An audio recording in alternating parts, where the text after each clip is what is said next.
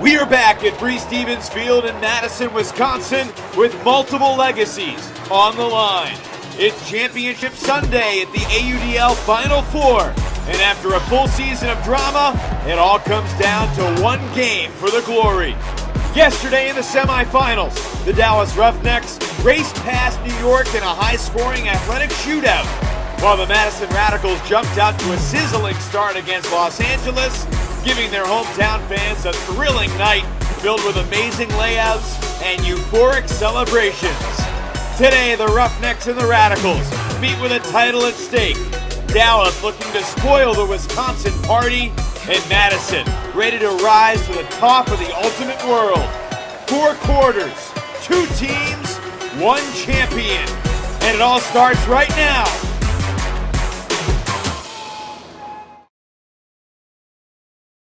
We welcome you to Madison, Wisconsin, where the weather is perfect, the stakes are massive, and only one team can experience championship glory.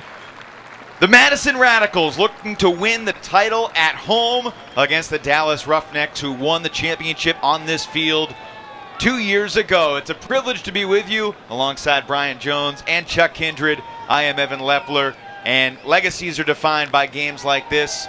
For the Dallas Roughnecks, they have a guy who used to play for Madison trying to knock off the Radicals. That's right. Former Radical Jay Frood. It's a huge day for him, huge day for Dallas. And if Jay Frood does this right, he's going to become the face of the league. And it's even a bigger deal for the Madison Radicals, a team that has been a championship weekend every year. This is their 3rd trip to the title game. Can they get their first title today? Well, it looked pretty good yesterday, let's put it that way. They're confident. They're in front of their hometown. I think they're kind of peaking. They've got this generation of talent that's ready to win, and today's the day. Well, yesterday, Dallas and Madison both had competitive games. The Roughnecks had a high-scoring shootout. I think more goals than a lot of people expected.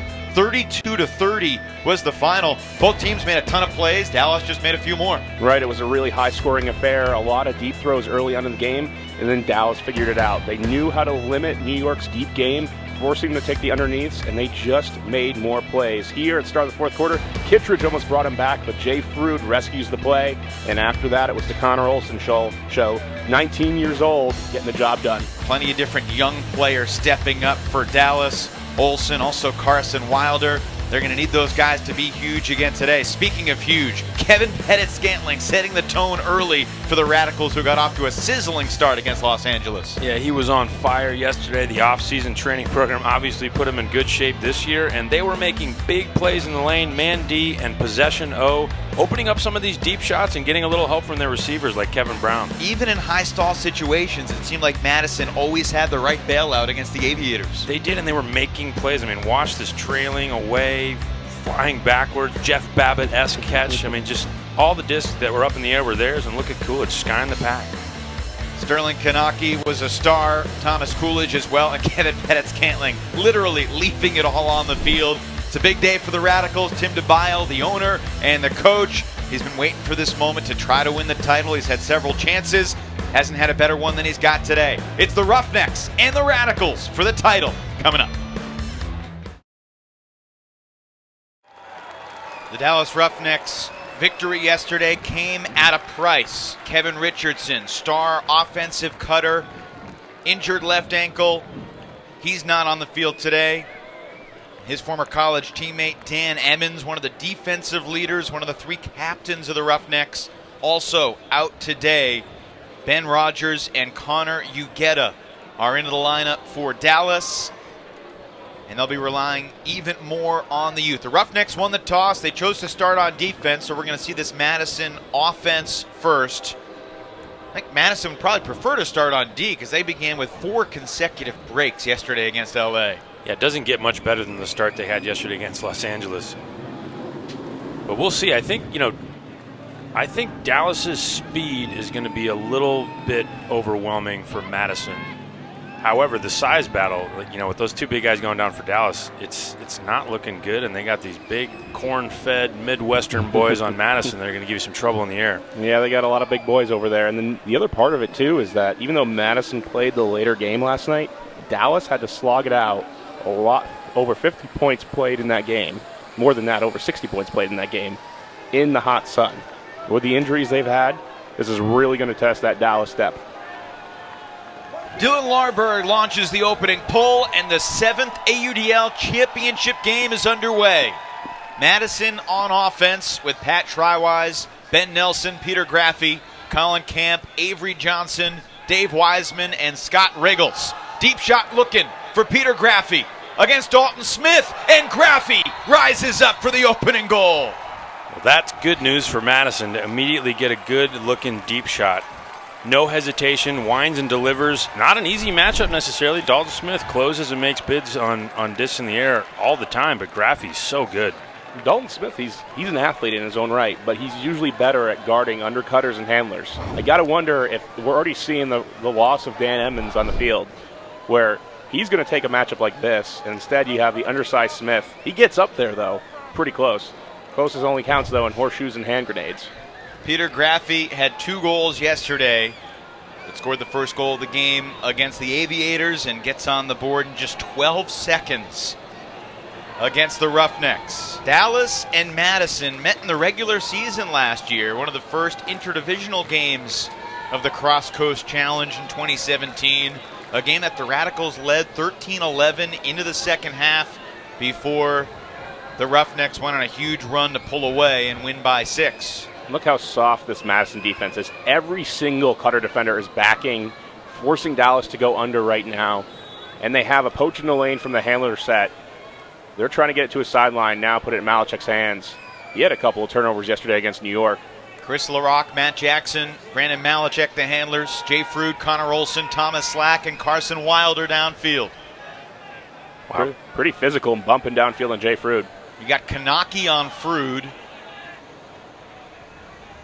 It's Pruce on Olson. This man D looks outstanding from Madison right now. What's so good about it? Well, just no easy resets and not a lot of space downfield. Shot goes up deep. Olson, he's got it. Defender went tumbling by, and we're tied at 1. Couple successful hucks for each side early. That was a pretty good defensive possession. You made Dallas work it. You didn't get a one-throw score. But come on. Connor Olson put on a show last night, and you're going to let him go deep. Make Connor Olson a thrower. Do anything else. It doesn't matter if he's throwing wide-open hucks. You don't know what the 19-year-old can do in terms of throws. Yeah, mental error from Mechanix for sure. That's the one thing you don't want to give him. We asked several personnel with Dallas, coaches and players, were you surprised by what Connor Olson did yesterday, scoring 5 goals, making a number of just breathtaking athletic plays, and no one was surprised, even though he's just 19. They said maybe Kevin Richardson getting hurt gave him an opportunity, and he seized it. He's going to be really important because it's going to be hard for Dallas to be efficient without Kevin Richardson on the field.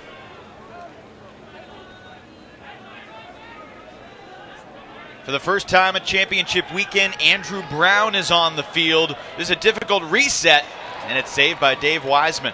Andrew Brown was inactive yesterday, but he takes Tom Annan's spot in the Radicals lineup today. Annan dealing with some injuries. Kevin Brown almost hit as he threw. Got to be a foul on that throw. But Peter Graffey makes the foul inconsequential. Wow, and this time over Clutton. I mean, this guy is handling the deep ball well. I mean, that's probably no surprise to folks who have watched Peter Graffey play in the past, but I mean, his teammates have no hesitation putting it up deep to him against almost anybody. Well, you see this Dallas strategy coming out, and they are challenging the Radicals to throw it deep. And maybe that they don't want that shot going up to Graffey, but you saw it even with Wiseman. They're not giving up free unders, and you saw that loopy rescued pass. They almost got that turnover. It was good defense from Dallas. 4th member of our broadcast team down on the sideline is Ian Toner. Ian, what are the conditions like down on the field? What's the energy like from the stands? Thanks, Evan. I'll tell you what, this heat is unforgiving. It adds an extra 5 or 10 degrees from just walking around on the streets. The turf is just really heating things up out here. Wind-wise, conditions are still, I think the crowd is still filing in and should be louder as this game goes on. Frood looking for Wilder, and the young fella out of Texas Tech delivers. Big ups in the finals. Wow. Seeing KPS close on that, seeing the defender right in the frame. I didn't like the throw from Frood, but hindsight's 20/20, man. Heck of a play. Right, you want this going up if you're Madison. You have 2 defenders there. This is what you want. Madison wants Jay Frood throwing the disc, and this is hanging. He gets rescued. Yeah, we've been seeing a lot of that, like great D and better O for Madison, forcing them to take away shots. That's not their game. That's not their comfort zone, but it's working. Well, on our Facebook Live pregame show, I asked you guys, is it going to be the little things or is it going to be the championship level big plays that just great players can make that decide this game? Well, both defensive coaches actually have to be pretty happy with the start, even though they haven't produced a turnover. I think it's just we're settling in and we're going to figure it out. It's going to be a long game. Some scores already. There were 62 goals in the first semifinal yesterday. Peter Graffey shoots it deep. Try-wise versus Larberg, and there's the first turn of the game, courtesy of Chris Larberg of the Dallas Roughnecks. And great adjustment on the mark there. That should have been a backhand huck. The mark adjusted, forced it to be a flick huck, and that really gave Larberg the opportunity to go up and get that D. Yesterday, the Roughnecks were unbelievable in their efficiency of converting break opportunities. Here's Kaplan Maurer out there with Dylan and Chris Larberg, Dalton Smith, Griffin Miller, Zach Marbach, and Ben Lewis. Kaplan Maurer has become a really reliable quarterback for the Roughnecks. First-year member of this Dallas team. It's amazing, guys. Only 6 guys playing for the Roughnecks today who played 2 years ago in the title game. Miller to the end zone, right on the money. And it's these young guys like Griffin Miller and Ben Lewis who have stepped in to the departed superstars' roles. And they have the Roughnecks on the brink of another title. The game's first break, 3 minutes in. Great pressure defense leads to a contested shot. And this is something that Graffey just shouldn't have thrown. It wasn't in rhythm, but I think Graffey started to throw this because Dallas has clamped down on the resets really well, and when you see the resets start to go away and not become easy, you start taking shots that you shouldn't. Wes Nemec looking stoic as always, and pleased on the Roughneck sideline. He knows it's a long game. Dan Emmons said he plans to contribute by being the loudest guy in the stadium today on the Roughneck sideline, and knowing Danimal, you can imagine he will have a hoarse voice by the end of the day. Estes goes up. Weiland is there. Nice shot. And a quick answer. This is basically the Madison D-line that converts in 13 seconds. Shows a lot of trust with your depth. There's a lot of good reasons to use your D-line, especially when they're going to get uncontested unders and then a good deep shot. This is a coach's dream. You love these shots because it doesn't require great athleticism. You don't have to be rescued. Right in the bread basket. And then you have that depth, right? Everybody gets involved from the sideline. The energy, you don't have a few points in a row where the O-line goes out there, gets broken, and they're the only people playing. It's really easy when you get the team all on the field working with their energy. Thomas Coolidge showing off the versatility, and Nate Bosher, his first point of championship weekend, was inactive yesterday in Tim DeBile's lineup today. You see in the mid-upper 80s, not all that substantial of a breeze here at Breeze Stevens Field. We're tied at 3. The Roughnecks have the game's only break thus far. Difficult throw. Wilder's bid couldn't save it, but Thomas Slack keeps possession alive. Already we're seeing a lot of these throws be contested, and Dallas is coming up with them. That's the difference in the game, and can they keep it up? If you're a defensive line player or coach, just keep chugging along. It's going to result in turnovers eventually. Matt Jackson to Jay Fruit, resets to the Madison native Brandon Malachek, who uncorks a hammer. It's just shy of the end zone to Wilder. LaRock doubled. Wilder finds him anyway. So the Dallas offense continues to play turnover-free ball. Yeah, you made a good point at the beginning of the broadcast, Brian, about how much harder the road was for Dallas, how much the heat might be a factor. And they look crisp now. I wonder if they might wear over time, just because it's a second midday heat game for them. It's early, 7:47 in the first, 4-3 Dallas in the AUDL final. There are a lot of fans in the stands from the 20-yard line to the 20-yard line. There are also a ton of fans under that overhang, the far end zone, taking advantage of the cover and the shade. Madison back on offense. Dallas leading by 1. Opening quarter. It's Madison's 3rd trip to the title game. They lost to Toronto in a close one in 2013. Lost to San Jose in 2015 as Schreiwise seeking Camp in the end zone. Dylan Larberg gets there first. I thought the absence of Emmons was going to really hurt Dallas, but the Larbergs may have taken that as a personal affront because they came to play today. It looked like Camp had that sized up, but Larberg just hit the boosters early. Yeah, he just attacked it harder. Timeout called by Dallas. And Larberg and Camp, a little chirping back and forth. Two guys not shy to mix it up. Roughnecks are going to get their O-line back on the field, and we've seen each Larberg get a deep D in the first 5 minutes of the game. Not only that, but great instincts after getting this block. Dallas is forcing out all of the cutters for Madison. Every single one of them, you look across the field and they're saying, you know what, we got the athletes. Chuck, you made the point about their speed. It's showing off right now. Yeah, it's a little bit of a gamble, and but you were talking on the couches before the game. If you get a big block, a couple big blocks against their primary looks, that sticks in your head as a thrower for the rest of the game. You think, man, I don't know if we can really open up the deep game against these guys like that. Like you were talking about getting a big block against Fruit early. It's like it's more of the mental deposit you make when you get a big block like this going away, like in front of the home crowd. That was a good throw. I know I should have had that, and I got stuffed in front of my fans. That's in your head. It's a little like a baseball pitcher. If you have confidence in your catcher to throw balls in the dirt and trust him to block it and not let base runners move up, frame pitches the right way, it allows you to expand your arsenal. And it's kind of the same thing with anybody who has the disc being that pitcher. Guys got to make plays downfield to earn that trust and maintain it. I think Madison needs to be a little bit more patient with their shots, but I want to go back. Great instincts here. Stall's getting high, turn around, take that timeout, get your offense on the field. You save a possession. Double team. It's Mechanix and Weiland setting the double team. Madison comes out in the zone. They're coming out in the 3-3-1. It sometimes looks like a 2-3-2. They do a great job of communicating and figuring out where the weak spots are. And that's really important for anybody playing in a zone defense. Communication, finding where the threats are. Your basic formation matters, but you really just need to make sure that players are covering all the passing lanes and seeing who the next threat is. This is the type of zone where Madison gives up a lot of easy throws, but they don't let you get big chunks. You really have to be patient. You have to take a lot of throws. There's going to be a lot of time to come off this clock, and already you can see it.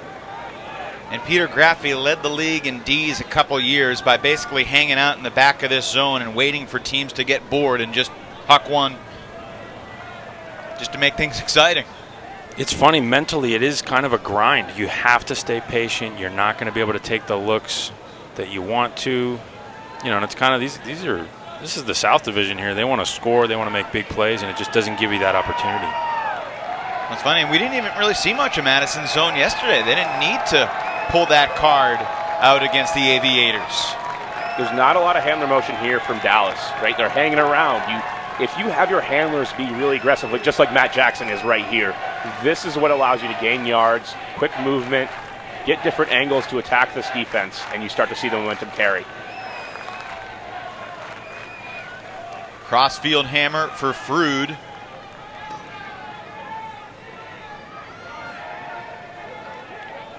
The mids are Boscher and Pruce with Kanaki and Jack Kelly on the outside near the sideline, and the turnover. Pays off. Exactly what you talked about. You get impatient. You get bored. You have great throwers on the field. One of them can obviously hit that throw more often than not, but pays off here for the Radicals. Remember, this is a Madison 0-point. Logan Pruce a little shaky. Wonder if Tim DeBile's considering a timeout. He does have Graffi on the field to help quarterback this. Well, here's Mechanix shooting it deep for Kanaki. One-on-one with Wilder. Near the sideline, Kanaki delivers. 7 yards from the goal line. To Graffi in the end zone for Madison.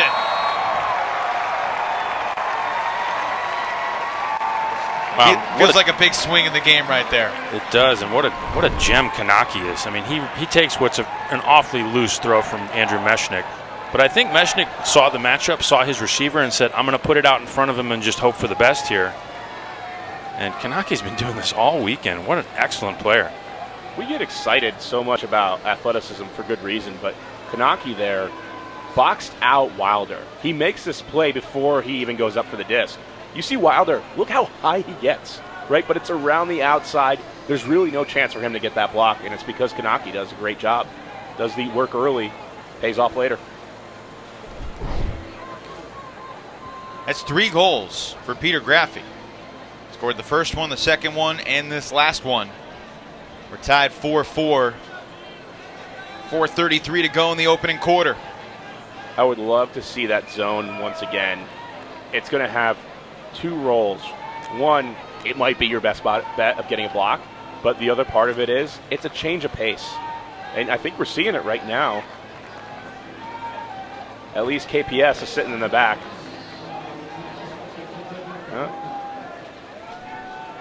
Guess they're going to go love the man matchups. Marty on the mark. Here's Dylan Larberg. Chased by Coolidge. It's Drews on Jackson. And Kanaki downfield on Frood. Madison's probably got the better legs today. So I'd be, I like it as a changeup. I like the zone as a changeup, but it might be good to just run these guys into the ground. You're going to have to do a combination of both. You want to change the pace. You want to make Dallas go fast and go slow. We saw how they got impatient. And here there's not any flow. Right. Yeah, there's a lot of thinking. There's so much more decision making in these kinds of points, and against zone, it's mentally taxing. And when you get physically tired and dehydrated, 2 long, hot games. Looking for Frood, Kanaki nearby, and Frood tips it, and then bids, and he's got it! Goodness gracious, Jay Frood delivers for Dallas. History repeats itself. Jay Frood, you can get him once, but you got to get him twice. Here he rescues the play once again. Takes more than 1 block to stop him. Jay Frood perseveres. Dallas by 1. Well, just 9 points in, and already our fair share of spectacular highlights. Jay Frood, the author of the most recent layout score. Dalton Smith pulls for Dallas. Madison back on offense. Andrew Brown centers to Ben Nelson. Camp, Kevin Brown, Dave Wiseman, Peter Graffi. Wriggles downfield. They're looking for Camp again. Near the sideline, Camp got this one. Landed just shy of the goal line. Needs at least 1 more throw. And he squeezes it through for Peter Graffi's 4th goal of the game. That's a big one for Colin Camp. He needed to get a nice, crisp completion going away. That's his game. That's a look they need to keep taking. And for him to just see this disc all the way into his hands, catch it, and make the right decision, that's going to help his confidence. Well, no disrespect to Ben Rogers, but there's a reason Dan Emmons played yesterday and Rogers was 21 on the roster, inactive. Now Rogers here today. It might have to do with Ben Rogers giving up after that first attempt. Literally just jogged away. And then put his hat in his mouth. Yeah, what was that? We've seen players toss the hat aside while going for a block. I've never seen a player be so attached to put it in his mouth afterwards. I'm not sure I've ever seen that before. I'm not a student of Freud, but there's something oral about that. 3:23 to go in the first quarter. Nate Bosher, some of the best pulls in the entire league. Look at this one, soar to the back corner of the end zone. Now, this defense for Madison, if they've been running it the way I think they are, they're kind of keeping somebody in the last back position at all times. And yet Slack goes deep and the throw fades away. Not even close to the sideline. This is going to give Madison tremendous field position. Well, that kind of highlights, it's hard to throw that same third going away huck. Part of the reason it's hard is because you need to have like that perfect outside in shape, start it out of bounds, bend it back in. Some of these guys make that look so easy, but there's no room for error. And we saw that there. KPS didn't really have a clear target there. Nate Bosher didn't know the throw was coming to him, and that's An unfortunate turnover. Malachek's throw hanging as well. And Pettit-Scantling went up highest, and he comes down with a D. Jay Fruit can do a lot of incredible things, but not when KPS is in that close of a vicinity and with that great a position. There's a lot of players in the league you could say this about, but when a guy turns it over, there's a look in their eyes and a determination to get the disc back. KPS might be the captain of that team. Here's Coolidge shooting it long. Marty reads it well. So many Madison Hucks have been landing a yard shy of the goal, but this time it's Pettit-Scantling converts the bookends. And that's a break for the Radicals. Back on serve, 6-5 Madison in the first. Well, one thing you can't say is that Madison looks nervous. They look very happy and settled in, making great plays. Great read here. I mean, actually, that was kind of a bad throw. Either one of them could have locked in on it, and Kevin Pettit-Scantling locked in on it way quicker than Jay. And they're making plays. They're playing loose. I like this new iteration of the Radicals, too, where they're opening up. They're playing mostly man-D, and they take their deep shots, and they look pretty good. I mean, I remember a couple years ago, maybe it was because, Andrew Brown was their primary center handler, and he's just not a big hucker, but I mean, I would scratch my head some games and just be like, man, what does a guy have to do to get a huck thrown against this, against this team? Well, they've changed their system. Obviously, they got Scott Riggles back, so he's a downfield threat. And they've added Peter Graffy to the O-line. Chase Marty with a nice grab there. He's one of the young Radicals, just 23. Picks up the assist after skying near the goal line. Madison is coming down really soft in every single possession. They figured out that Dallas wants to shoot deep, and they've just done different things to gunk it up each time. Good patience by Dalton Smith, waiting to get through the double team. And they made that more difficult than it needed to be. But Chris Larberg bails out Kaplan Maurer at the front of the end zone. Yeah, there's certain moments where you start to see Dalton Smith's value with the disc.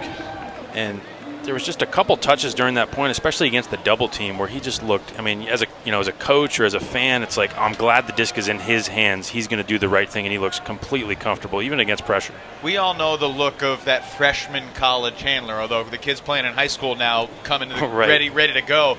But that look from 10 years ago, and you could just tell it's a freshman. Dalton looks the exact opposite. No matter what situation you throw at him when he has the disc, he's just undeterred.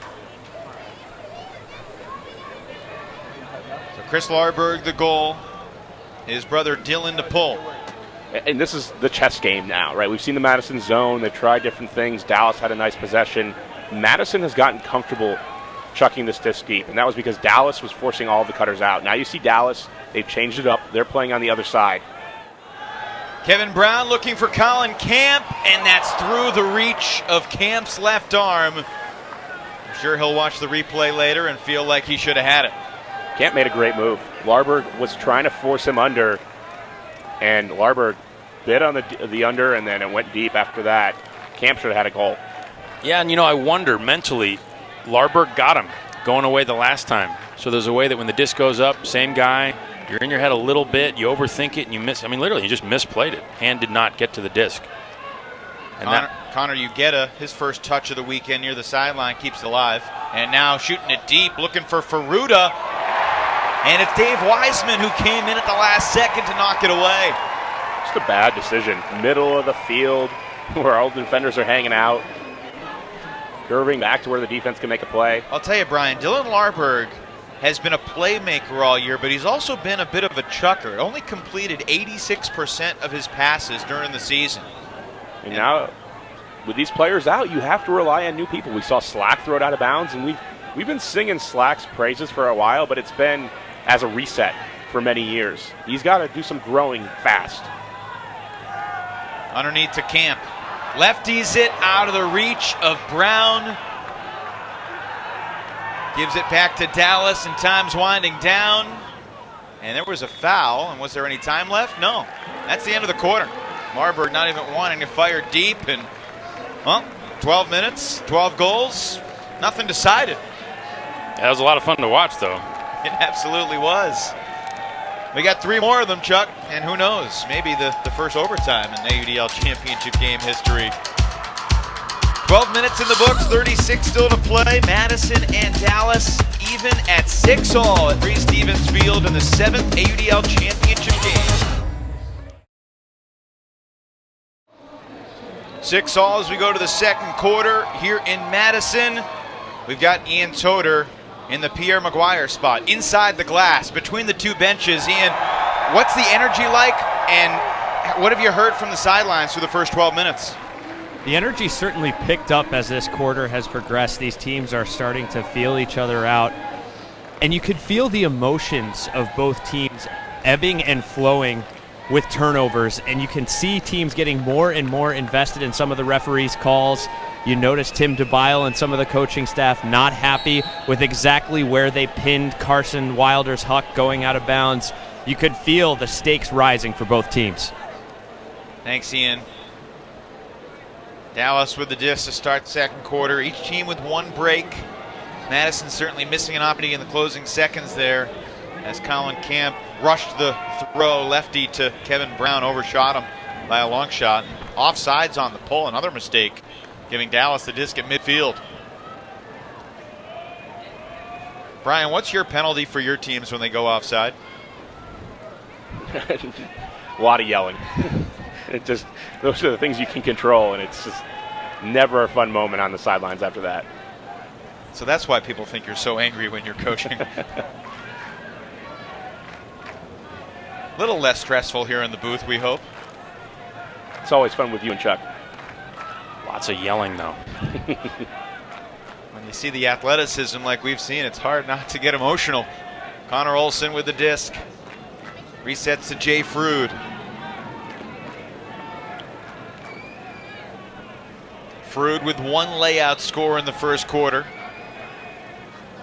Oh, there's Thomas Slack laying out to keep it alive. And now Malachek shooting it. Matty Jackson up the line near the sideline. He can't get it. He felt Coolidge from behind. He went up early, and it was off his fingertips. It may have been off his fingertips, but that's a weird decision by Malachek. And Coolidge shaken up, coming off the field. We've been through one quarter, Evan, and when you look at this, we've already seen both first moves come out from Dallas and from Madison. You've seen Madison throw that zone. You've seen Dallas try to force him out. Madison's gotten comfortable. This game now is really in the hands of the coaches to keep their players focused throughout this entire battle, because we got 3 more quarters left. And then also the chess match. Who can keep people uncomfortable the entire time? Because all these players are talented enough to recognize how to play through different defenses. You have to keep the other team guessing. You're going to have to change it up, provide different looks. This is shaping up to be a real classic. Peter Graffey came in for Thomas Coolidge. Kevin Pettit-Scantling resets to Victor Luo. And now the disc in the hands of Graffey. And he'll rip it. Looking for Marty. Marty's got a couple inches on Slack, and he read it really well. And you can't say the same about Dallas's Slack. It's an easy score for Madison. A break to begin the second quarter. Marty to Kanaki. Well, we talked about the chess match, Evan. That's not chess. That's brute force. You see Marty, you see the height difference. Graffey is almost unmarked in the ability to throw a backhand like that. That's just playing a game of 500. And choosing your matchups wisely. Yeah, I like that they're taking those percentage shots. They're saying, look, I like this look. These guys look a little tired. My guy's much bigger, and he's locked in. I see eye contact. I'm going to put it up. And, you know, walking back to the other sideline or to the other goal line for this next point, Dallas is walking slow. Their heads are down. I don't know if it's an energy thing or if it's, you know, discouragement or what it is, but that's not a good sign. They really can't afford to lull here because, you know, what we've seen is it's, you know, Madison's a team you really don't want to try to come back against. They really gum up the works. Here's one for you guys. Chase Marty has the last 2 assists for Madison. In his Radicals career, he had 2 total assists in 22 games before today. Those are weenie arm assists, right? You see a lot of hesitation from Dallas on offense. They're doing a good job of being patient for the most part. But these cutters are just trying to figure it out. Who goes next? Matty Jackson was sitting in the lane. Didn't make any moves early on. This disc hanging. Dalton Smith goes and gets it. Get the feeling Smith is going to need to be more involved on offense as this game goes along. And we saw that against Dallas in the South Division Final. He kind of took the game over in the third and fourth quarter. This is Madison locking in and getting comfortable. You don't see any options here. They got the stall even before the throw. Madison will have the disc in the red zone, and this crowd is going bonkers at Frisbee Field. And Jay Fruit is walking down the field to get to a matchup. These guys are slowing down. Now, I don't know if it's just a momentum thing or if they're tired, but either way, they need to snap out of it, get back in this game. It's the second quarter. This is a long game. Adam Drews to Nate Bosher. Drews all alone. Matty Jackson wanted Malachek to switch, and there was no communication whatsoever. The first multi-goal lead of the game belongs to Madison. Jay Fruit's hands are on his head as he walks back to the sideline. You know, we were talking before the game that Jay Fruit really has to have a big game, and not so much. Well, who does he have to throw to? If you take away Olsen, Slack's not a great deep threat, right? Jay Fruit has to be that guy, and Madison is making them hesitate. This was a defensive possession that resulted in a stall, and as a coach, you love that, right? If you're Tim DeBile, you feel such confidence coming out of that because it's a coverage sack. None of that play is going to make SportsCenter. That doesn't matter. That's great defense from the Radicals. Radicals' body language right now is looking really good. Jay Fruit's on the sideline, but Dalton Smith, Matty Jackson are still out there. So is Thomas Slack, Carson Wilder, Zach Marbach, Connor Olson, and Ben Lewis. It's a very kind of clam-centric defense where you have a lot of switching going on between the cutters downfield, a lot of smart switching, looking for opportunities to double team. What are the fundamentals of the clam defense for those who aren't familiar with the term? It's really using a diamond formation downfield. It doesn't have to be quite a diamond, but the cutters communicate. You have one guy manning the deep. Wilder hammer is hanging up there, contested and ripped away. Thomas Coolidge did it again. Doesn't matter whether it's Raffy back there, Coolidge, KPS. You have a guy manning the deep space, communicating switches underneath. And it's confusing Dallas right now, and especially when you have to put on those subs. Madison currently on a 4-1 run after they trailed 5-4. Looking to add to it. To Marty underneath. Marty's a guy that looks really fast right now. Certainly Kanaki does as well. Luo floats it to Bruce. End zone too far. Oh, that's a missed opportunity right there. So many things you could say as a coach. Got to bend that pivot knee. That throw goes better. Got to wait a beat. He's wide open. He's not going to. You have no mark. Lewis chased down by Mechanix. Mechanix got there first. It feels like everyone on Dallas has been zapped of their energy. And these are the Texas boys. Yeah, you'd think they'd be used to this kind of heat. I think it is really hot down on the field. Probably pushing 90. There's heat radiating up from the turf field, unfortunately. And Dallas had a long, hard game. I mean, that was one of the longest games we've ever seen in AUDL Championship Weekend yesterday against New York. And New York was grinding them. And they looked tired. Timeout taken by Madison. We'll take it to Radicals. Have the disc up by 2, 7 minutes to play in the first half.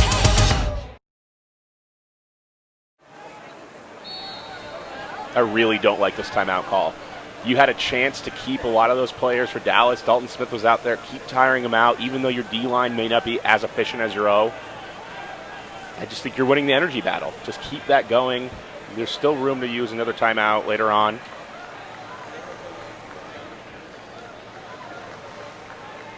Peter Graffey has Wriggles. He floats it. Wriggles, can he extend? No! Victor Luo sending it too far, and now Peter Graffey. And we got Graffey shaken up behind the play.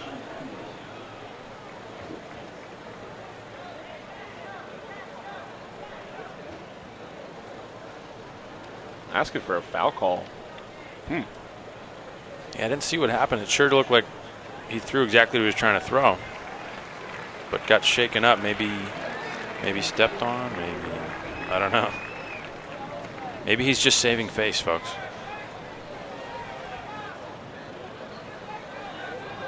Kaplan Maurer with the disc, marked by Avery Johnson. This would be a huge momentum swing if Dallas could work 80 yards down the field and punch it in. Low throw. Miller makes the sliding grab. Tough play. Back to Dylan Larberg. To Dalton Smith. And there's Joel Clutton.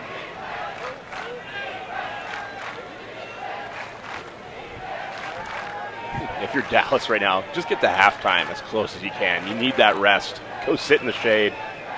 Recover. Because Madison has your number right now, but they haven't been executing. Clutton shooting it for Marbach. I don't know about this matchup. Kevin Pettit-Scantling was there. Marbach had a second chance and couldn't come up with it. And he fouled him. Kevin Pettit-Scantling agrees. Contact on the play. That was a 1-on-3 situation, and for Madison not to get that D. Yeah. Surprising. I think, you see that throw go up too, and it's just like, look, we need to try to find a way to score some goals. Things aren't coming easy, so let's take some shots and hope for the best, and they got a foul. And there's a Roughnecks goal, Marbach to Clutton. That point lasted more than 3.5 minutes. If you're Dallas, you do not have the right strategy right now. Your offense isn't in sync. Madison has your number. Get to halftime. Throw a zone. Do anything you can right now to get to halftime. And if you're Madison, man, these are missed opportunities. Especially when you're winning the energy battle.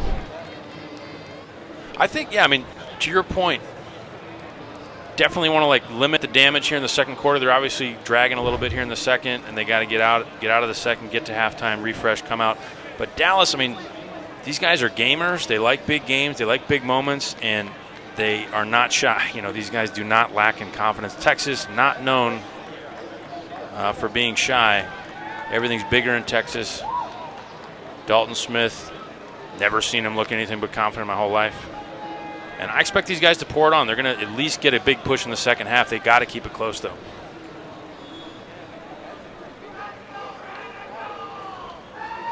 And this is a D-line offense out here for Madison. A great time to throw something funky. Ferruda with the bid, and on the landing he tripped Weiland, so 10 free yards for Madison. Weiland, Boscher, Coolidge, Mechanic, Luo, Pruce, and Drews. Drews forced to stumble to make the grab. Maurer sets the mark.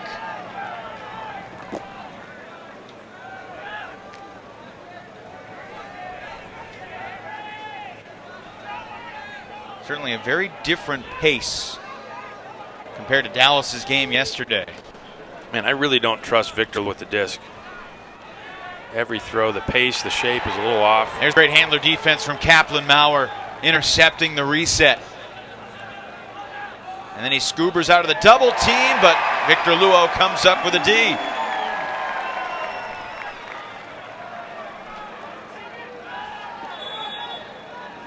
Contact called on the mark. Officials for this championship game: Josh Cooper, Jeff Maxted, Jeff Peters, and Brian Bradburn. We got another whistle. And it looks like Madison's taking the timeout.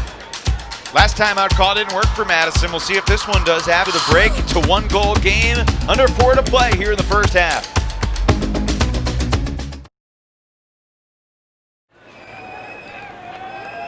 After we saw 12 total goals in the first quarter, only 3 so far in the second quarter, 3:45 to play in the half. And really, it's a story of defense picking it up, both teams getting a little bit locked in. Madison just missing some opportunities. They really should be up by more this late in the second quarter based on how well their defense has played.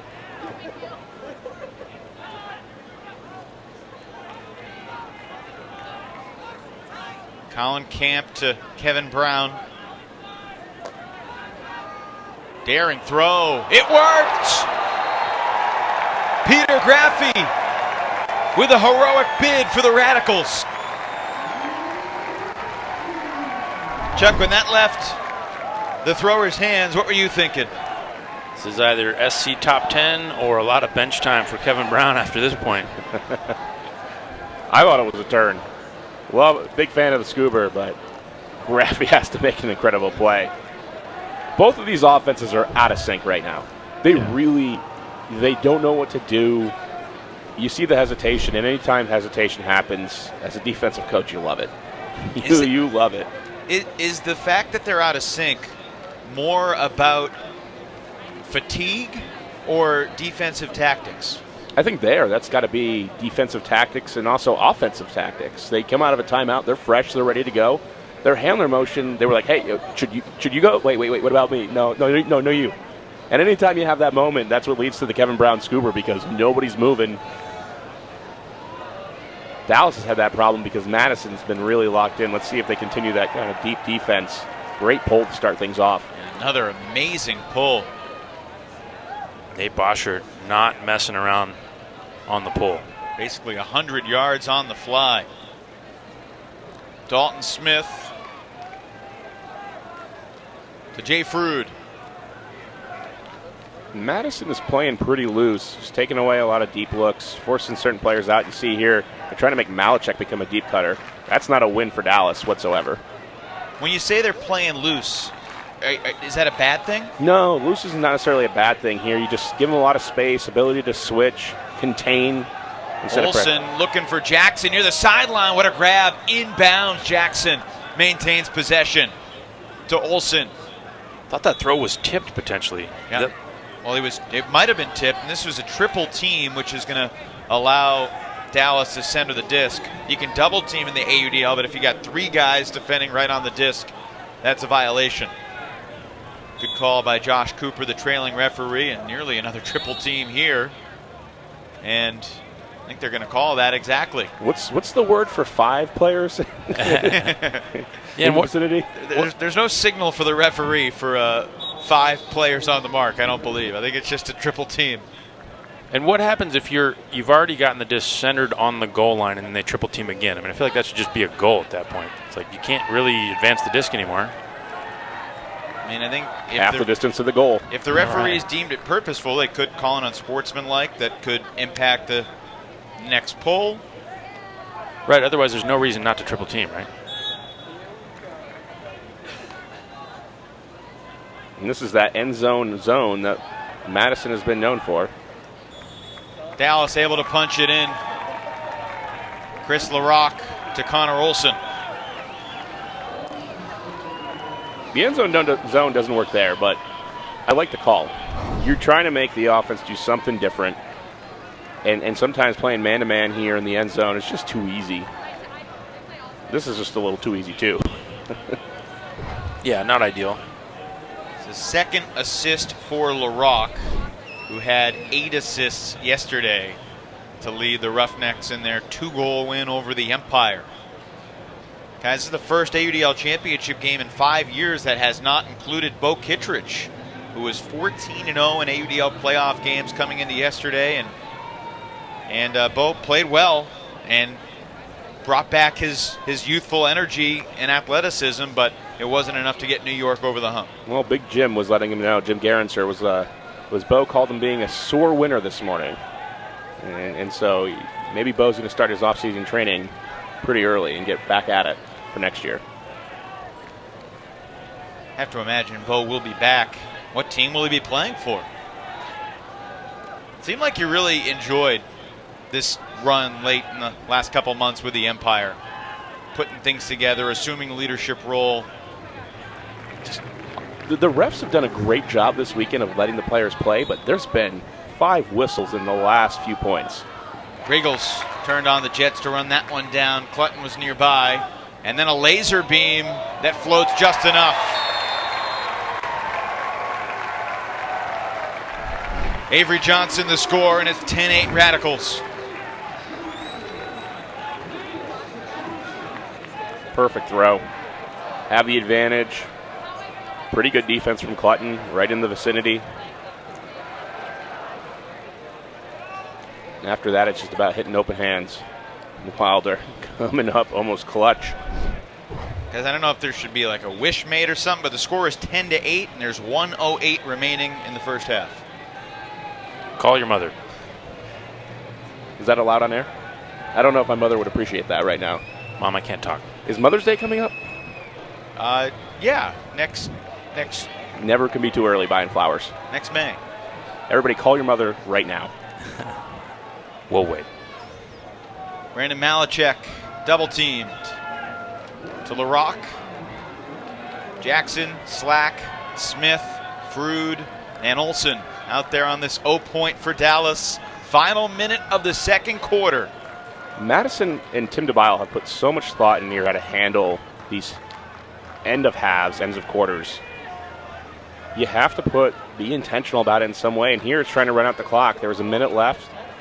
Can you make Dallas go slow? Make this to a point where you can carry that 2-goal lead going into halftime? Or maybe even get a turnover out of it from some impatience. Under 20. Jackson swings it. And the crowd trying to fool the Roughnecks with the early countdown. Certainly they talked about it, and they're staying calm now with 7 seconds. Jackson, hammer, end zone. Intercepted, knocked away by Kanaki. The Madison defense stands strong.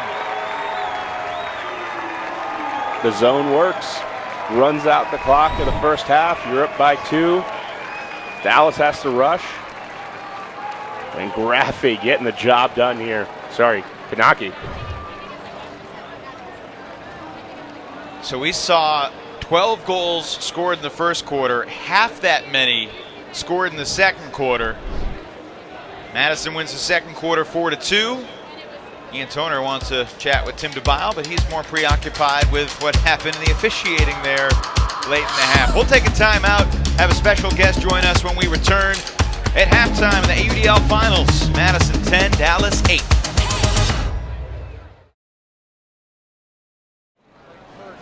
And thank you again for being with us. We're at halftime of the 2018 AUDL Championship. I'm now joined by Rob Lloyd. Thanks so much for coming by to chat with us. Nice to see you as always, Megan. So this is your 7th season being involved in the AUDL. How have you enjoyed watching this experience grow year after year? Well, it has grown, and it has been exciting. I remember you joined us at the very first season, and we put the idea of broadcasting the sport together. We introduced the format of the championship weekend, and I was just with the owners of 23 teams, together with a lot of the investors in the league, and it's wonderful when you see what we set out to achieve being demonstrated here in Madison. This is a fantastic venue, an exciting game again today, an exciting set of games yesterday. This is what we came to build, to introduce more fans and more people to enjoy the sport of ultimate. It's happening here, and we're proud of the journey we've taken, but we've still got some more ground to cover. And the journey has been fascinating to watch because you've introduced new things every season. This season, your big initiative was the crowdfunding. Tell us a little bit about the idea behind that and what you're hoping to achieve. So when you think of the passion and the commitment that the league has put, the owners have put in, the players have put in to making professional ultimate a reality, against all odds, against high odds. I actually think that 75 people that have been committed to make this happen is a good thing, but I want hundreds. I want to build that community of owners that feel the desire to spread the sport, to introduce us to more fans, to more sponsors, to tell the story at a barbecue or at a family gathering, and that's actually what we're achieving. So we're very proud that so far in our crowdfunding efforts, we've raised $332,000, I think, just before we got here. We do have some indications that some large investors are still planning on investing, so that's been very satisfying because we want 200 new owners spreading that story in addition to the 75 that are already here. We want them to be part of the community that's developing ultimate experience. We want them to come and see this kind of event and make more events like this, which has been very satisfying for all of us. Well, Well, I love your vision and love what you've done in the time that you've been with the AUDL. So enjoy watching what you will continue to do in the future. Thanks so much for taking a minute to talk with us. It's been a pleasure. And stick around. The second half of the championship game will be coming your way. The Madison Radicals ahead on the Dallas Roughnecks 10-8. The exciting conclusion coming up next. Second half moments away. Radicals in front 10-8. Down on the sidelines, Ian Toner with Radicals coach Tim DeBile. Tim, how do you feel your team is handling the pressure of the championship setting so far? Really well. I mean, every point's been contested. It's been a great first half, I think, for both teams. I think they're getting a little tired. We're getting a little tired. So this second half, I think, is going to be just who has the more willpower. You mentioned Dallas getting tired. It seems like fatigue is becoming a bigger factor here. What has your team done to prepare itself for this second half? We try to get in the shade for a little bit, drink, hydrate. I think we've been preparing for this all season. We've really worked on cardio this year since January, and this is the wall we got to break through. The team who wins here is going to be the one who has the most energy and can push through this. Thanks for your time, Tim. Best of luck in the second half. Thank you. Dylan Larberg getting ready to pull. We welcome you back into our broadcast booth for just a moment with Brian and Chuck. How does Madison break through that wall? Well, it's going to be tough, right? I think they have to just be efficient in their decision-making early on in that half. They had some missed opportunities. It's going to be important here in the second half. You think they have what it takes? I do. I think Dallas looks flat. They look tired. I do expect Dallas to make a push. And the thing that I love about Dallas is they're fiery. They don't get intimidated by the big moment. They tend to play up. And I expect this to be a tough one, but Madison looks like they're in good shape here. Madison begins the third quarter with a disc. Colin Camp stumbles, but he's back on up. Peter Graffi was icing his right hand at halftime, but now he's back on the field and going deep near the corner of the end zone. He's not going to have a chance to make a play. Right off the bat, you see Dalton Smith drawing that Graffi matchup. That's something that Emmons would have taken. And Smith, we've talked about him before. I think he's best as a handler defender, but he does have experience kind of being that athletic D-liner on the field. Dylan Larberg accelerates to maintain possession, hammers crossfield for Miller. And here's Chris Larberg, about 3.5 years older than his younger brother Dylan.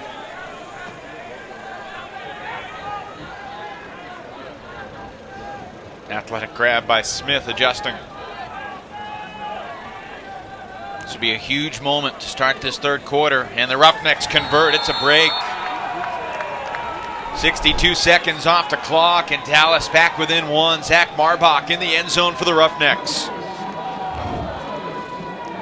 A little bit of chirping going on between Camp and Larberg after that point, and Dallas just works this one in.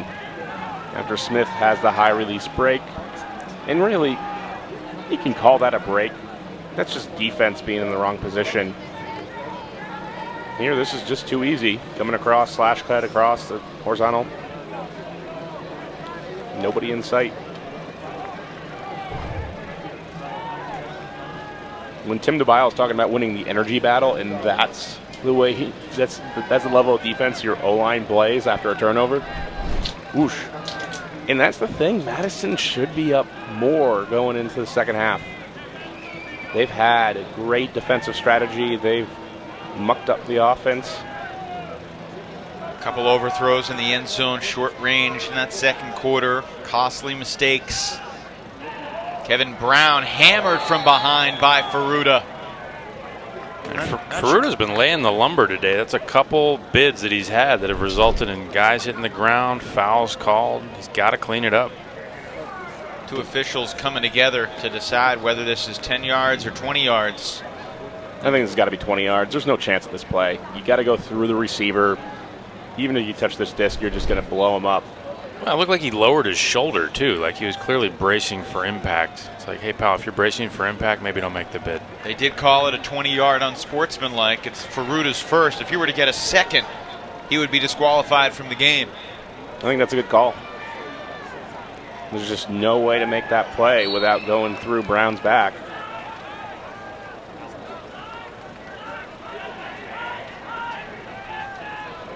Well, Madison's D-line has been the unit that has given them so much energy.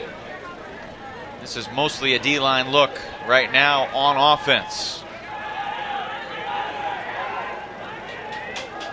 Low throw, high enough for Coolidge to Weiland.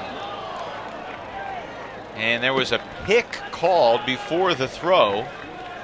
So this one's coming back, and the Radicals just are having trouble finding that sink that they were in the first half.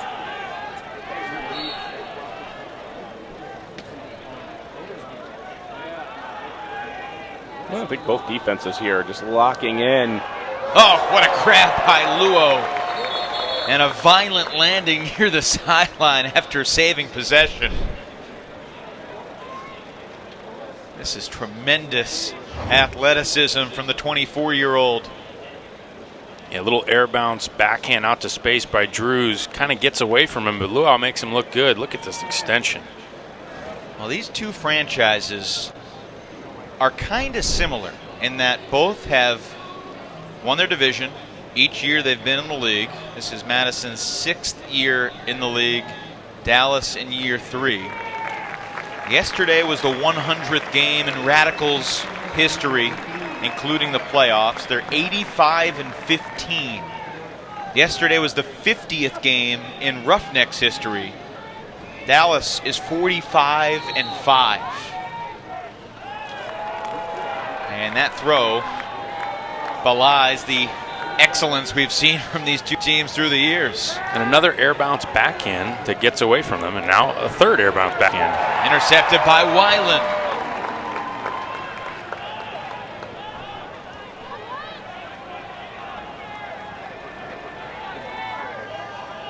Drews over to Brown.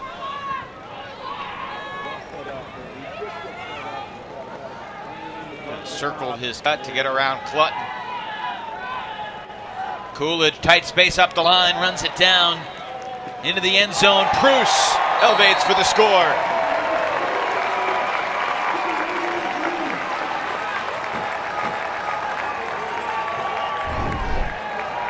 Hard-fought hold for the Radicals. And the Radicals got to get going. You know, I think for them to win this game, they need to build a lead. They can't hang in here neck and neck. I mean, yesterday they needed every single point that they put on the board in the first quarter against LA to close out. It got awfully close against a team that wasn't playing well. And if you think Dallas is going to go quietly, you're just wrong. So they need to put some points on the board. They wasted some time in the second quarter not accumulating a lead, as you pointed out, Brian. It's just going to be a slogfest. I mean, it is hot on that turf. Dallas is used to it. Madison should be. They've been out here. This is their home stadium. They got to sleep in a comfortable bed last night in a familiar setting for them. Right? Everybody's been here. But so far, you're seeing both teams feel the fatigue. Second day. Great defensive struggle. I really like the coaching from both sides here in terms of setting up the players for success, but it's that's what the coaches can do, right? He can set the table. You can't make the dinner. There's a pick in the middle of the field. Graffi collided with his own teammate, Chase Marty. Question is, are the Roughnecks going to get penalized because Marty's man kind of blocked Graffi, and I think that is going to be the call, so Malachek will jog off the 10 yards.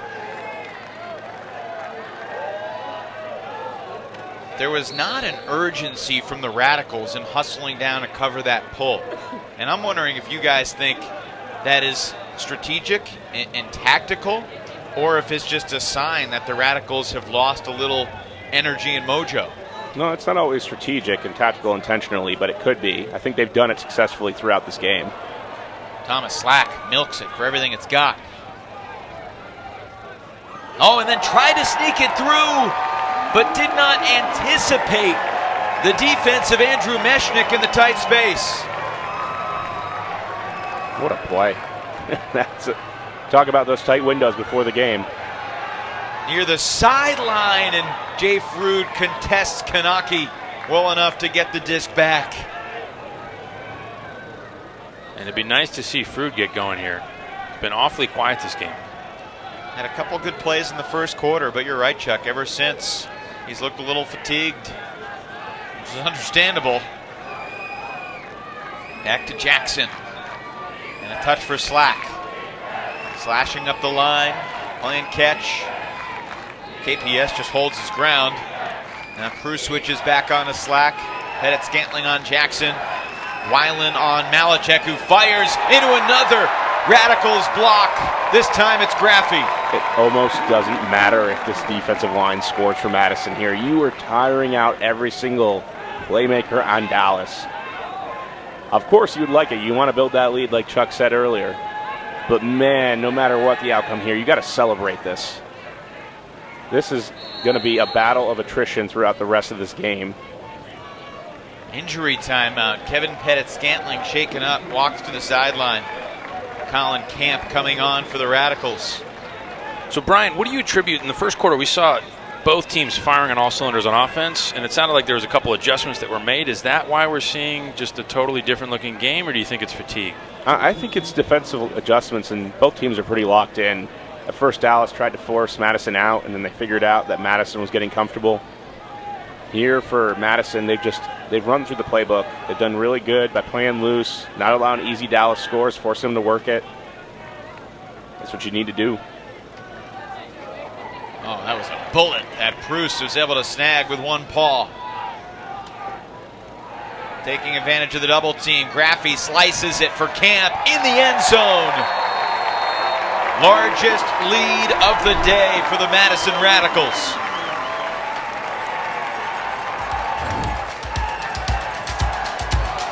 Another lengthy point that took almost 3 minutes off the clock. Peter Graffi, the D and the dime. Colin Camp in after the KPS injury converts for Madison. Here in Madison, Wisconsin, the Radicals and the Roughnecks. With Brian Jones, Chuck Kindred, Ian Toner, our entire crew, Evan Lepler, along with you for this 7th AUDL Championship game. Philly won the first title in 2012, then Toronto in 2013. San Jose went back-to-back. The Dallas Roughnecks won it in their inaugural 2016 season, and then last year, after Dallas was knocked off by Toronto in a thrilling semifinal, it was the San Francisco Flamethrowers in a high-scoring shootout, 30-29 over Toronto. Nate Bosher's got to be careful here. It looked like he fouled him twice, and then that third bit of contact looked like it was partially Dallas's fault. But I don't blame him for being frustrated. Bosher hacked him twice. Josh Cooper signals to stop the clock.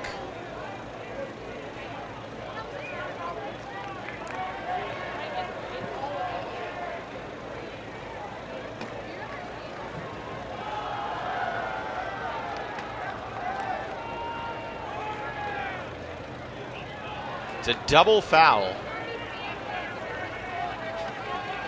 They're going to add a little time back onto the clock.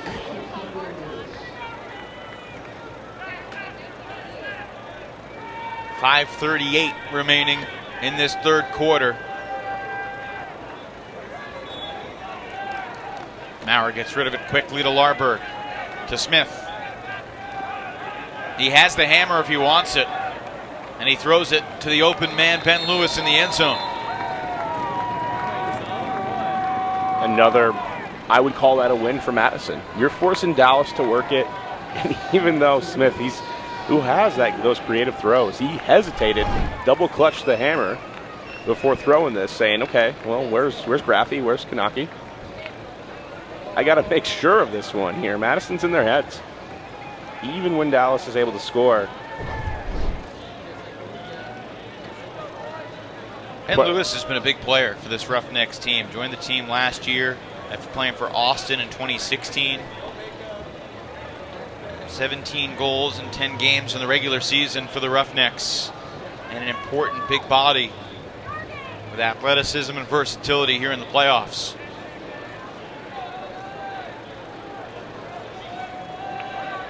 Dalton Smith remains out there.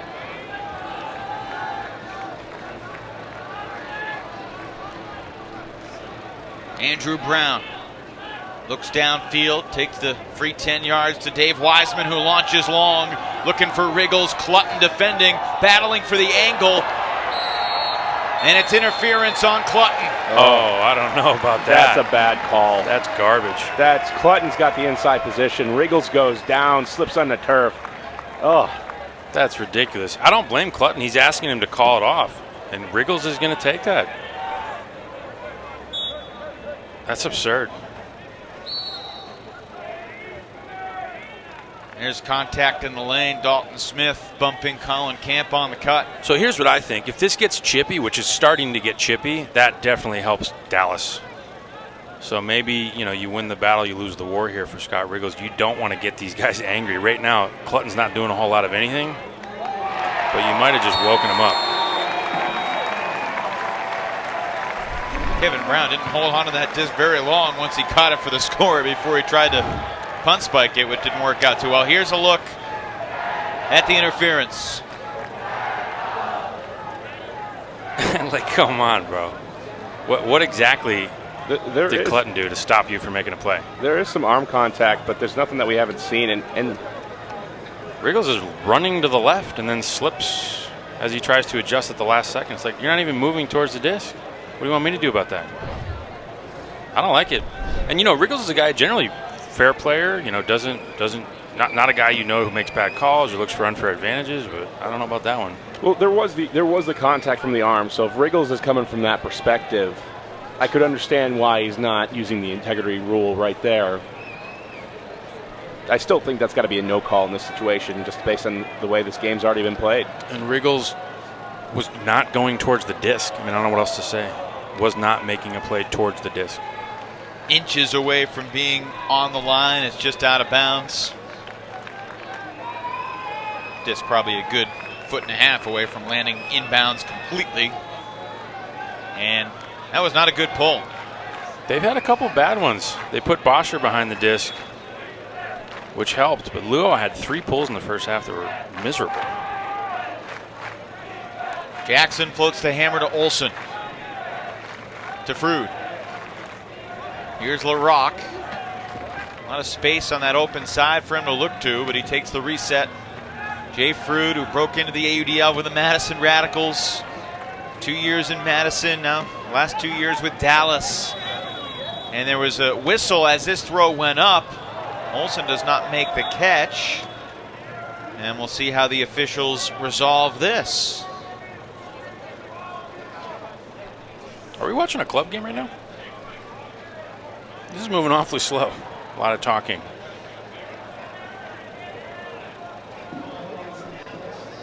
It's not nearly as slow as a club game, Chuck. Not even close. That's true. Not even close. Club games are so slow that I could potentially still play in them. None of the Bay Area AUDL teams have been knocking on your door? Yeah, I have to update my contact info, but no.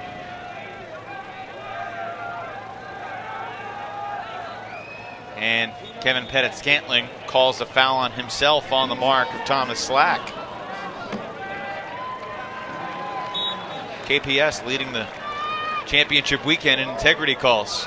Yeah, helping keep the spirit of the game alive.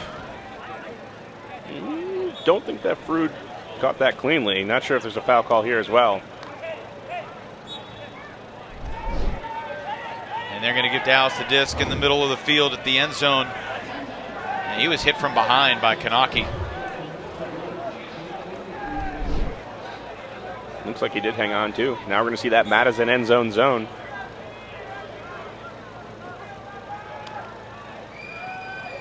Looks like a 2-4-1 formation. Getting those defenders out wide, trying to force those hammers. Under 3 minutes to play in this third quarter. Jackson to Slack. Just neat penetration here from the handlers. Look at how much they're sitting back, and they might score this way, and that's fine, but just be aggressive with those handler crashes through the middle of the zone, force the zone to collapse, throw around it. Here, Madison, you can see the defenders, they don't have to move that much, right? They're jogging around, they're in position. You love this as a zone defense. All right, well, we don't have to move that much. We don't have to expend that much energy. We can see everything happening in front of us.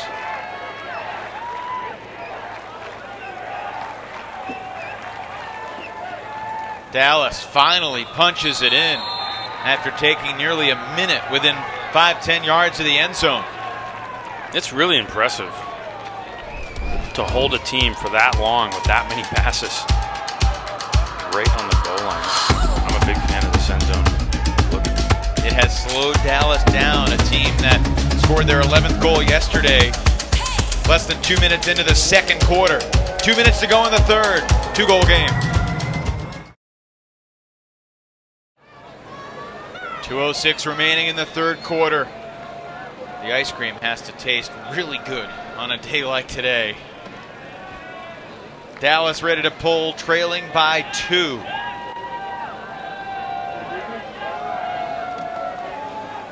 Dallas will receive to start the fourth. Important thing to think about as we tick under 2 minutes to play and the possible double score situation to either get back within 1 or potentially tie it up or take the lead. I would love to see more coaches like Tim DeBile who give so much thought here to the end of these quarter situations. Griffin Miller run through D on Avery Johnson. Young man out of Spring Hill College. And the deep shot goes up. Lewis tracking it in the end zone. 3 Radicals combined to prevent Lewis from making this catch. We talked about those little plays, right? It's the garbage collection after the tipped disc. When your team has all that effort coming down the field, outnumber the receiver 3-1, makes a huge difference.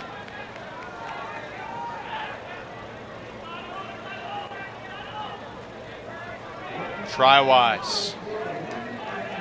Had 5 assists yesterday. You could say Pat has been relatively quiet today as Wiseman shoots it deep. Can Graffy make another play? Yes! Graffy skies Smith. Tremendous grab from Graffy. Dalton Smith thought he had it all the way. Look at this D on the under. Some people are not tired. Well, we talked about whether it was going to be the little things or the big plays. Here's the little thing, right? Tip disc, who's in position, Kevin Brown making sure that's a block. And then after that, you feel the loss of Emmons because in this situation, you got to think he's going to be the one taking Graffy. And Smith can get up in his own right, but Peter Graffy. Yeah, nice play and a couple choice words afterwards from Peter Graffy. Peter Graffy used his left arm to brace himself on Smith's back on the landing. It looked like a pretty clean sky from the Luther College alum who led the league in blocks 2014 and 2016.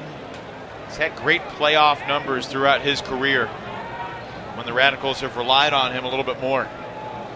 Chuck, you talked about this game getting chippy. I think Peter Graffy's known for being a little bit of a trash talker afterwards and giving Dalton a little bit of the business after. Ball lands in bounds.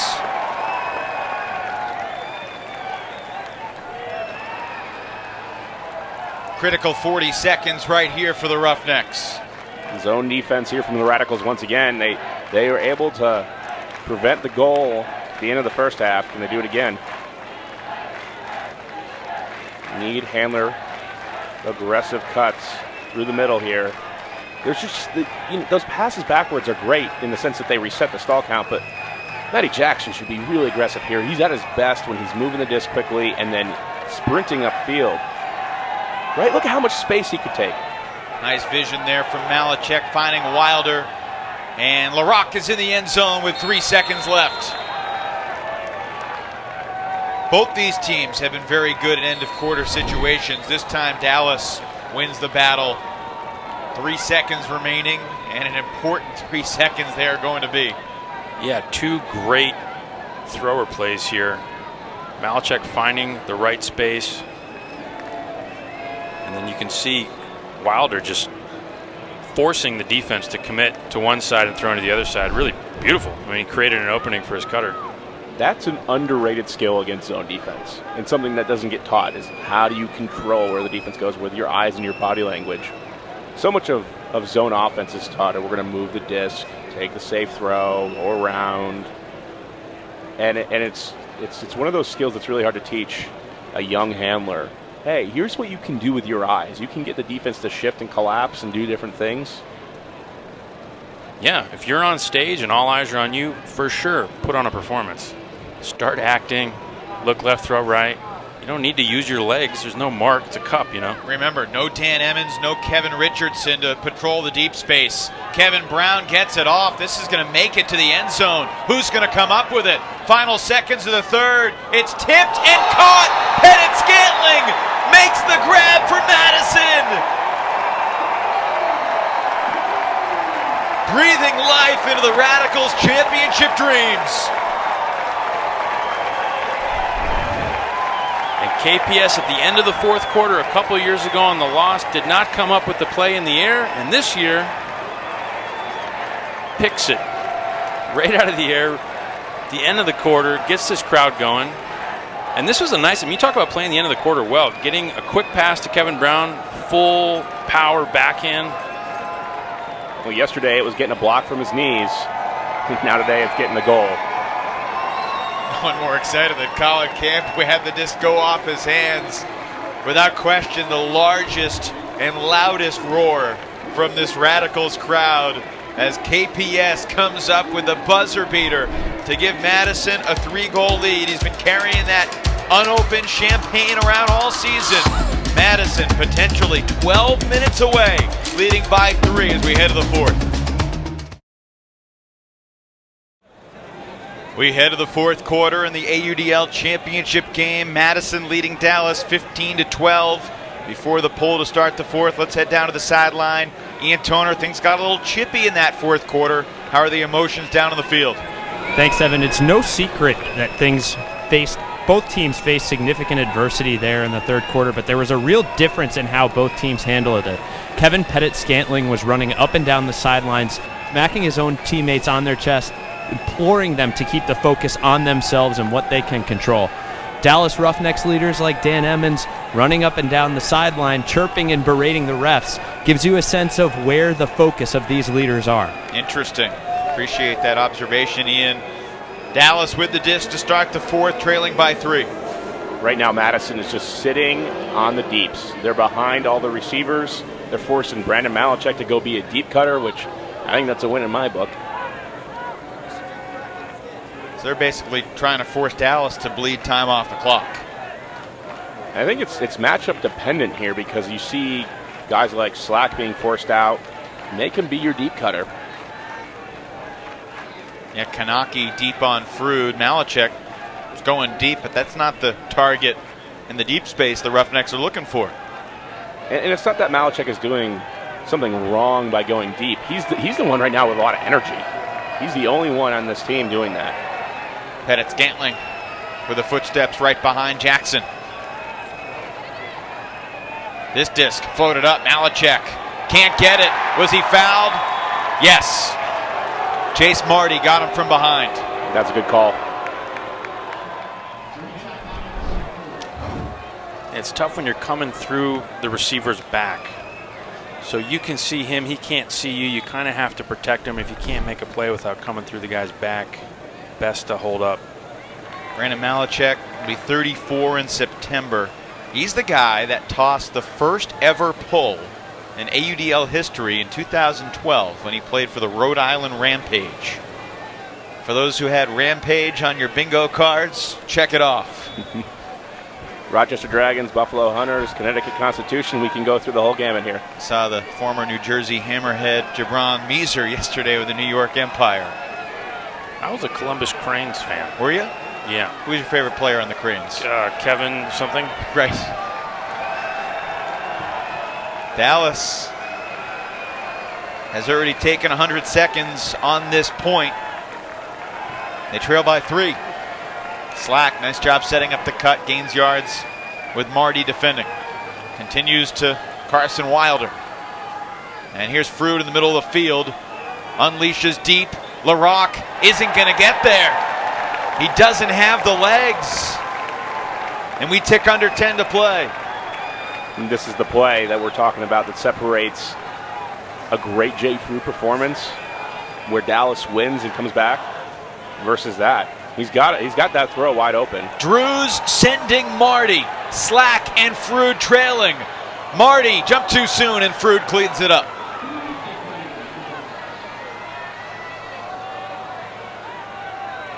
Four turnovers on this first point of the fourth quarter.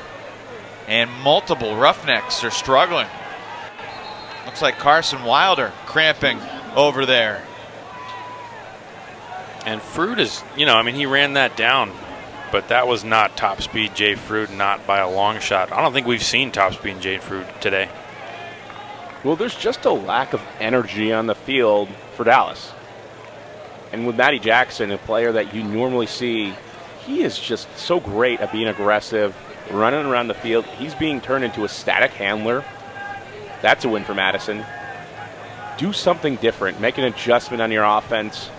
Run a handler dominator. It doesn't matter. Do something, because Madison's been settled into the same defensive game plan since early second quarter, if not late first. Thomas Slack at midfield with Mechanix on the mark. Lefties it ahead. That's into the defense of Coolidge.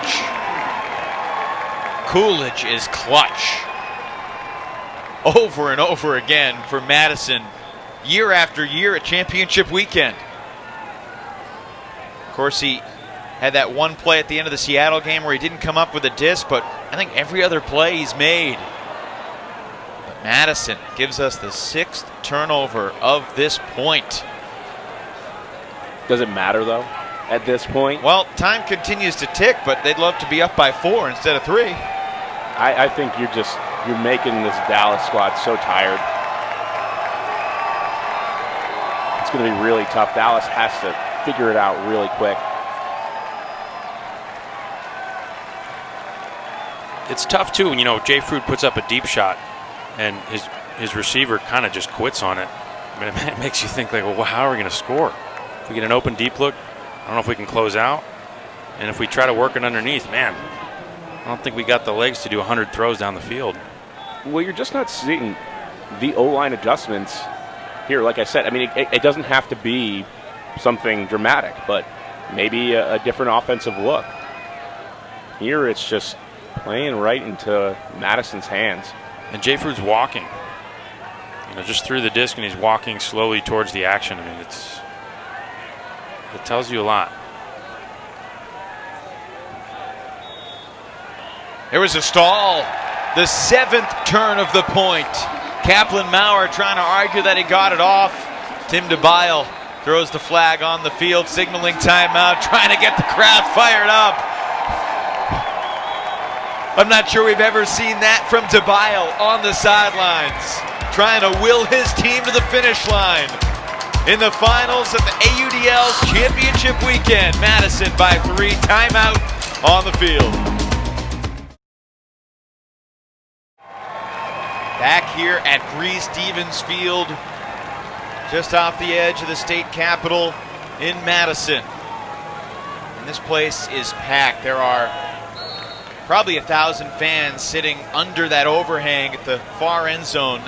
They're hard to see because they're in the shade, trying to stay a few degrees cooler as Colin Camp gives the fans reason to cheer, keeping possession alive. This marathon point to start the fourth quarter. Riggles is going, but Wiseman holsters. And then, Kevin Brown keeps it alive, unleashes deep. Colin Camp has to come back for it. Not in the end zone yet. Back to Brown. Riggles.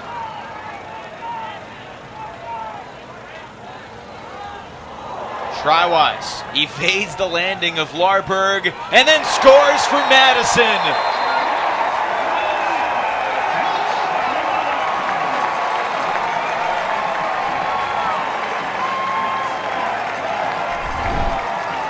The backbreaker.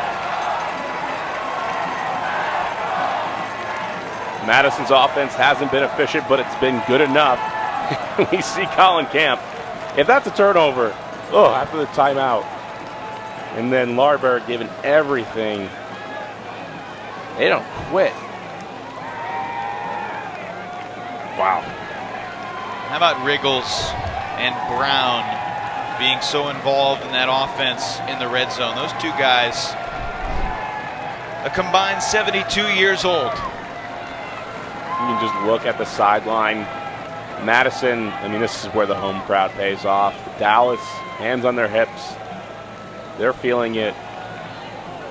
It's really tough in these moments. You got to find something. You got to find a spark, and this is where your big boys got to come to play. That felt a lot like the final point of the third quarter yesterday in the Madison-Los Angeles game. LA had a chance to get within 3 so many times, couldn't do it. Madison ended up scoring, goes up by 5, then scores the first 3 goals in the fourth quarter. It's an 8-goal game, and it's virtually over. And with how little Dallas has scored today, I mean, they scored 32 yesterday. One of the highest scoring teams in the league. Have not gotten it going against Madison's AUDL best defense.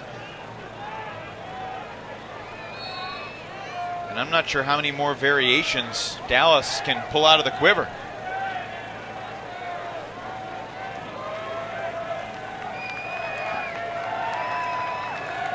I just think they need to be more aggressive with their handlers. They need to have the energy come from some of these guys who have been sitting back. Malachek tried to bring it a few points ago, going deep.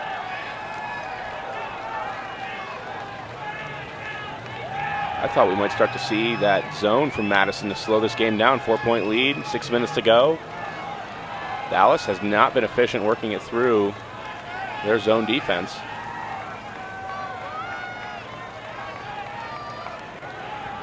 Pettit-Scantling with excellent defense on Olsen.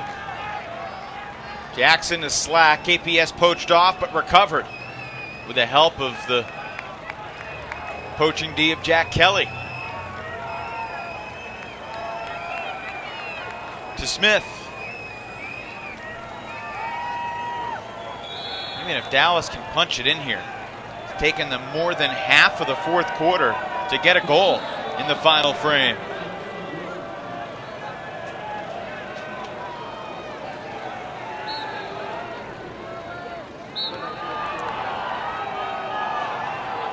Another contact call to Jackson. And he'll zip the flick through to Maurer. Dallas within 3, but only 5:05 remaining.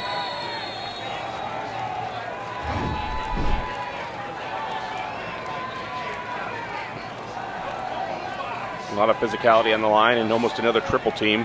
And this one doesn't matter, though. Finding a soft spot in the zone. Jackson.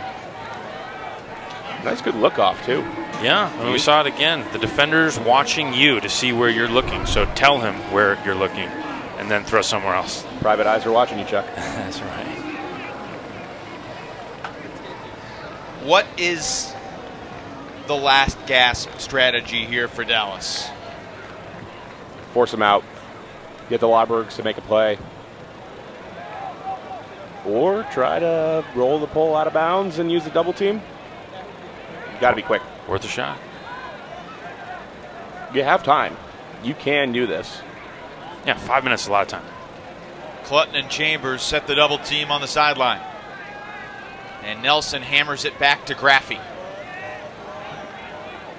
I don't love a double team look necessarily. I mean, you can use it, but Madison's just really good with that in their own right, so they're going to be comfortable. Their offense has played against it in practice. There's the deep shot. Wiseman looking for Johnson. He delivers. Avery Johnson gets big for Madison. 4:44 to go. The Radicals lead is 4. If you're Dallas, you got what you wanted in the sense you wanted that deep shot to go up with your big man Clutton in the area, but Clutton's just a little, he's just too late. Just a half a step short. He gets there a moment sooner, and that's a block. Wiseman's been loose with putting these deep shots out, resulted in some pretty contested catches. Yeah, Clutton just a little slow to react, and then he, kind of a little bit of a misread at the end. Doesn't just go up early, err on the side of going up early. But That's tough. I mean, you need that. You need that block. See on the right of your screen, Tom Annan walking on the sidelines in running shoes. Not active today. I'm sure it's got to be hard for him to be watching from the sidelines. He was the first player that Tim DeBile reached out to and signed to a contract with the Radicals.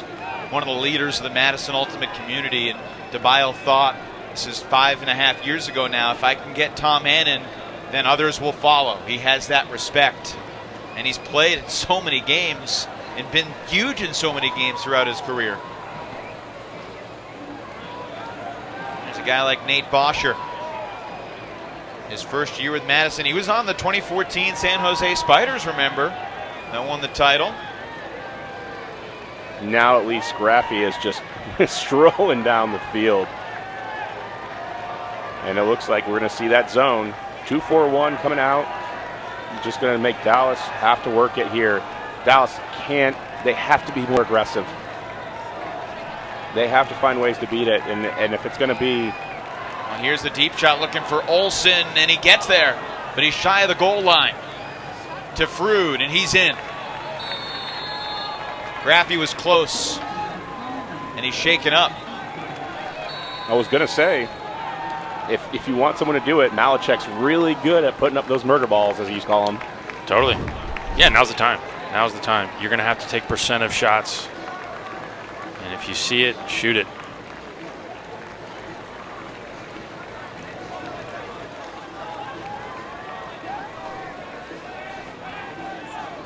Graffy's gotten to so many of those. It was hard to tell if he was physically shaken up or it was more of a bruised ego situation right there.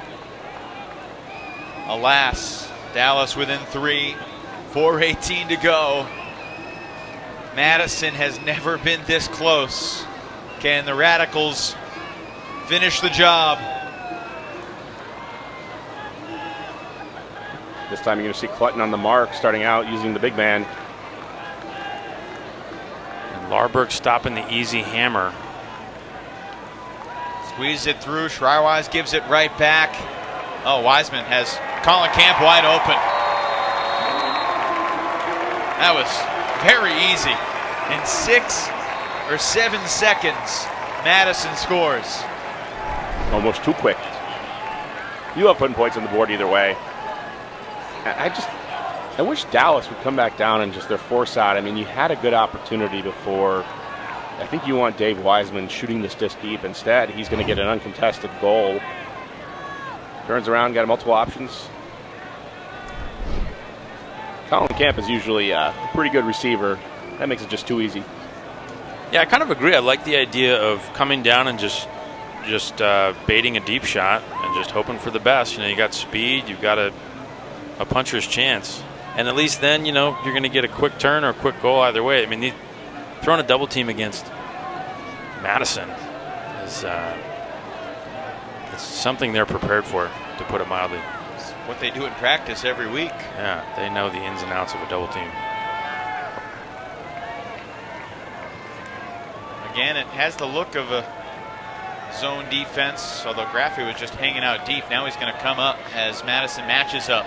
I don't think they like the way that Malachek sliced through that zone with one throw, and so they're just doing a big kind of soft backing defense. No easy deep shots. Make them work. Looking for Maurer. He had him open, but the throw is too far.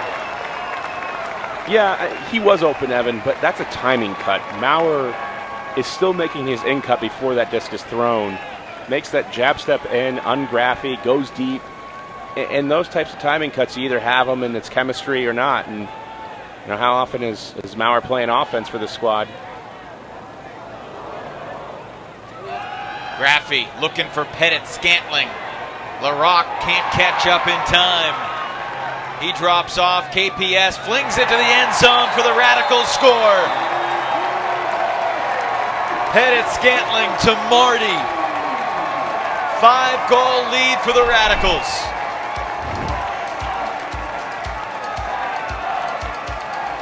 Dire straits for Dallas. Madison on the verge of a historic championship win on their home field.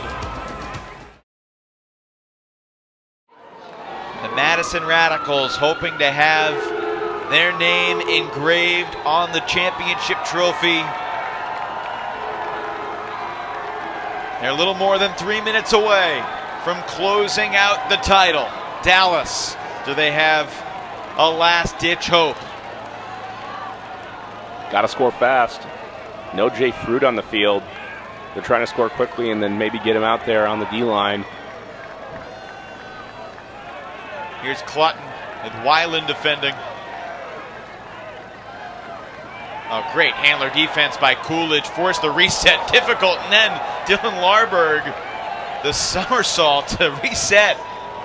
Is that a travel? That's awesome is what it is.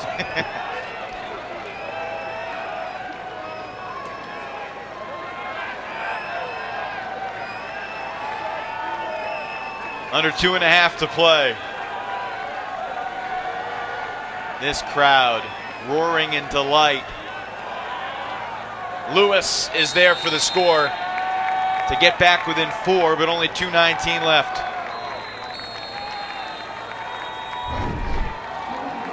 Well, they score pretty efficiently, not as quick as you would have liked, but took 50 seconds. That's awesome. And here it's just about getting that block. So we've seen them come down in the last couple of possessions with a double team. Madison's been comfortable beating it. Got to get one to start this off. Yeah, if Dallas were to break here, I'll tell you one person who would be nervous. It's Coach Tim DeBile. That's right. They need the break. They need this break. At this point, what adjustments as a coach can you really make? You have a few minutes left. You've done your coaching for the season. You've said what can be said. And as a coach at this point, you either relax or you just get incredibly nervous because this game is out of your hands now. And it looks like they're going for another double team on the sideline. So let's see if they stop the hammer reset here. No Fruit the last 2 points. Kevin Brown within reach there. Back to Graffy. They don't mind taking that 25-yard loss.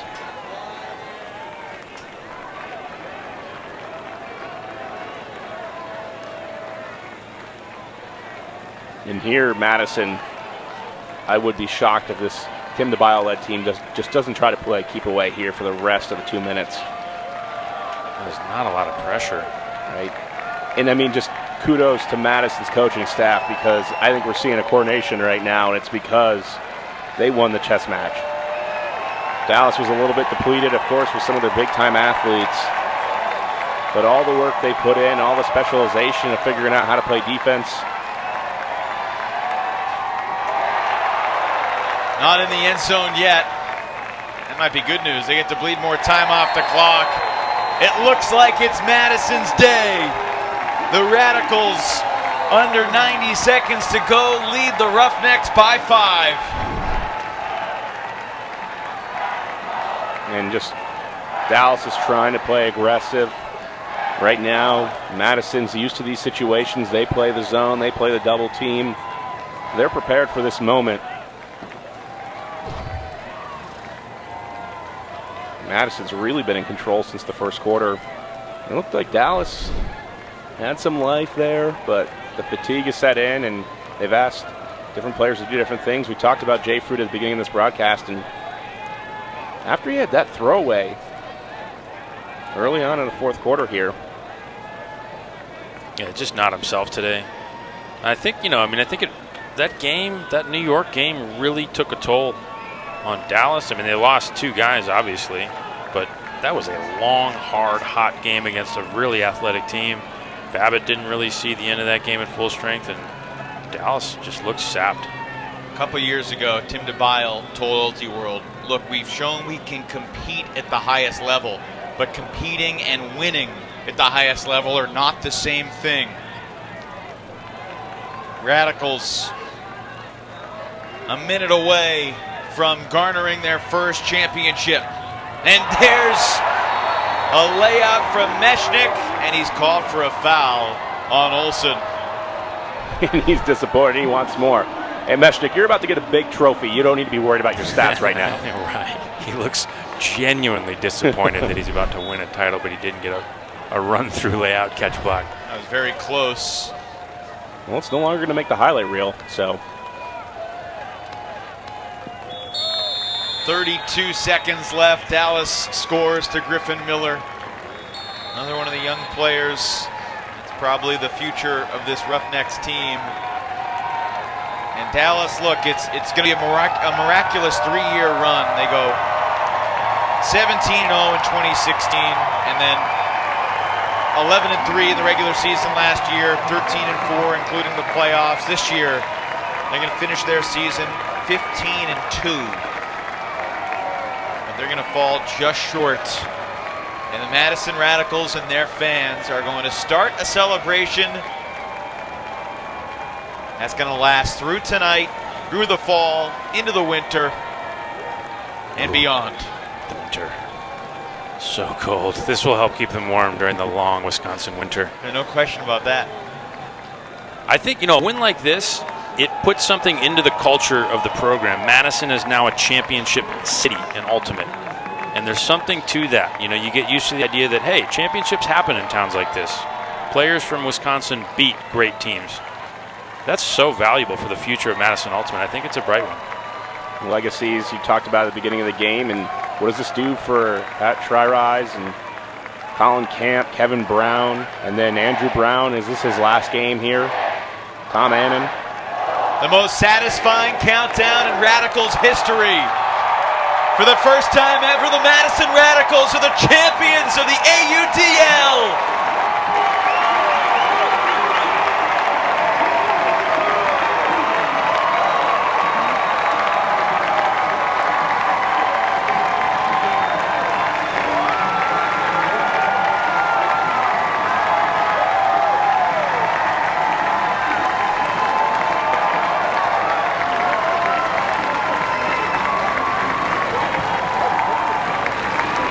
Pop that champagne, Kevin Pettit-Scantling.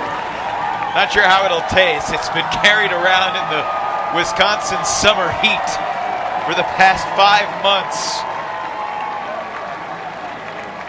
20-16, Madison over Dallas. And the Radicals, in their 101st game in their franchise's history, have their proudest moment.